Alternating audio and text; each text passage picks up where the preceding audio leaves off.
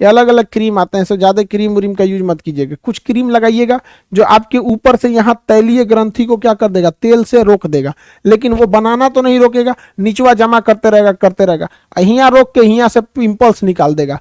ऐसे देखिएगा, ढेर क्रीम लगाएंगे ना आपका चेहरा कटहल की तरह हो जाएगा, ऐसे ऐसे ऐसे फचका फचका टाइप का कटहल की तरह हो जाएगा, भयानक दिक्कत होगा फिर आपको। ठीक है, जब कोई भी लड़का या लड़की मैट्रिक पास करके इंटर में जाता है तो उस टाइम में उसके शरीर में हार्मोनिक चेंज होता है। हार्मोनिक चेंज का कहने का सेंस ये है कि आप जब 15 साल के एज में पहुंचते हैं, 13 से 15 साल के एज में जब पहुंचते हैं तो हार्मोनिक चेंज होता है, जिस वजह से ये सारे फूला फुंसी ज़्यादा देखने को मिलते हैं।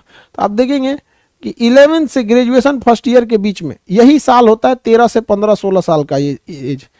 इस एज में आप देखेंगे लड़का या लड़की का बहुत सारा दाना वाना निकलने लगता है शरीर में। पहली बार हार्मोनिक चेंज होने की वजह से शरीर एडजस्ट नहीं कर पाता, 1-2 साल के बाद वो एडजस्ट कर लेता है, फिर दाना फुंसी खत्म हो गया।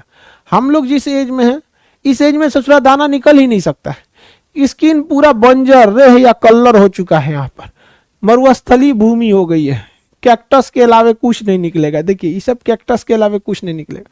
लेकिन जो नए यंग लड़के अभी अभी मैट्रिक इंटर पास किए हैं, अभी उनका स्किन एकदम जलोढ़ मिट्टी है, समझ में आ गया, वो भी एकदम खादर जलोढ़, नवीन जलोढ़, कुछ निकल जाएगा। हम लोग बंजर पथरीला कैक्टस बस निकलेगा।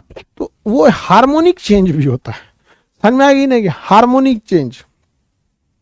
किसी को कोई दिक्कत नहीं है, समझ में आ गया आप सब लोगों को हार्मोनिक चेंज क्या होता है। ये सीबम जो होता है ना, हमारे बाल में भी निकलता है। हमारे शरीर का जो खोपड़ी होता है ना, इससे भी सीबम निकलना बहुत जरूरी होता है, इससे सीबम निकलना जरूरी होता है। और वह सीबम हमारे बालों को थोड़ा सा मुलायम रखता है। बालों को क्या रखता है, मुलायम रखता है।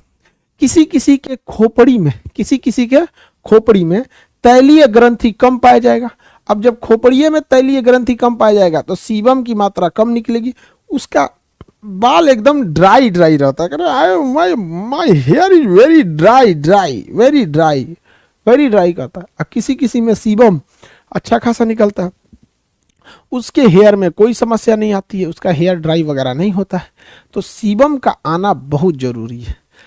आपके शरीर में ठंडी के दिन में सीबम कम बनता है, सीबम क्या बनता है, कम बनता है, समझ में आ गया। तो मरे हुए स्किन को वैसे ही सूखा सूखा मरा हुआ स्किन ऊपर पड़ जाता है, सीबम रहेगा तो उसको चपचपा करके मैल बना देगा। तो ठंडी के दिन में सीबम कम बनता है।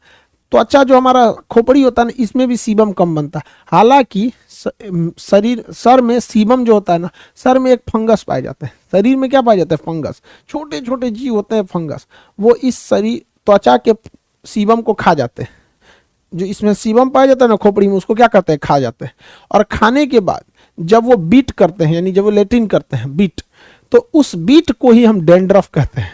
क्या होता है, डेंड्रफ। तो देखते होंगे डेंड्रफ बहुत ज्यादा हो गया, इसका मतलब डेंड्रफ नहीं है, वो डेंड्रफ वेस्ट पदार्थ है, बीट है किसका, फंगस का। इसका मतलब डेंड्रफ है तो आपके शरीर में फंगस ज्यादा है, अब फंगस खा रहा है ज्यादा, इसीलिए डेंड्रफ ज्यादा वेस्टेज में निकाल रहा।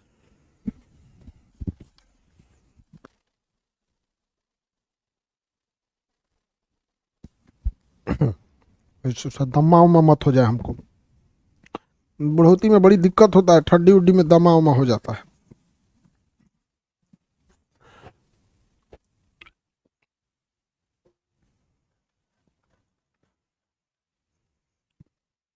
आगे बढ़े।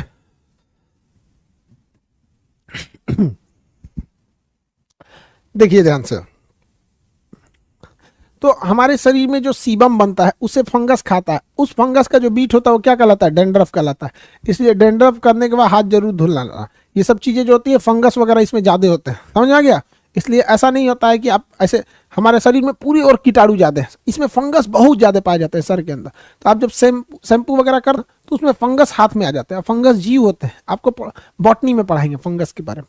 हमारी मरी हुई कोशिकाओं में जब सीबम मिल जाता है तो उसे चिपचिपा मैल बना के बाहर कर देता है, त्वचा को चिपचिपा या ऑयली बना के रखता है सीबम। पसीना तो आप समझ ही गए, आप लोग को इतना तो समझ में आ गया।